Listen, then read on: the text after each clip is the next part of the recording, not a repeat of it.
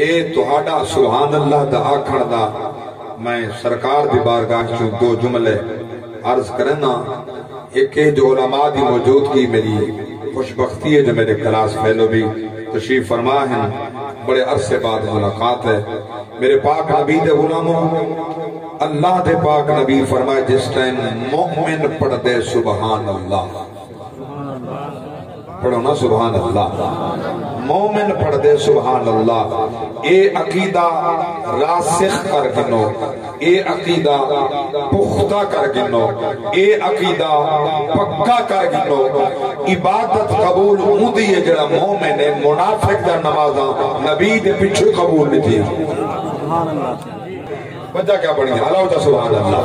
میں کوئی جامنا نہ چاہتا, میں جنہی بات عرض کرنا چاہتا جڑے ویلے تساں پڑھے سبحان اللہ, اللہ فرشتے کو فرمائے دے اندے کھاتے دے لکھو 90 نیکیاں, مٹاؤ 90 گناہ, کرو 90 درجات کی بلندی.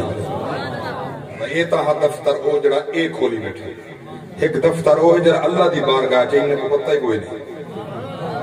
وہ کیڑا ہے ہمارے پاک نبی فرمائے اللہ جبریل کو فرمائے دے مومن پڑھے زمین تے سبحان اللہ, تو ملائکہ دی جماعت لا کے ایک درخت جنت جوان کہیں دے نا دلا گئے.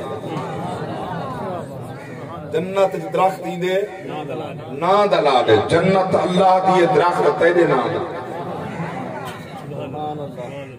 جرا نقطہ علماء میرا سمجھ گئے تو آگو سمجھ آگے سی. جنت اللہ دی درخت تو ہاڑے نا دا, جنت اللہ دی درخت غیر اللہ دے نا دا, جنت اللہ دی درخت غیر اللہ دے نا دا.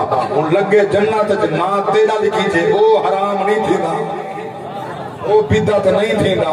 خیرات بکے حافظ غلام حیدر دے گھر دے اندر نسبت ابے دے سال ثواب واسطے ہوئے, یا نبی دا میلاد یا یاری ہوئے, یا حسین لجپال دی نیاز ہوئے, نہ وہ حرام ہے نہ اے حرام ہے.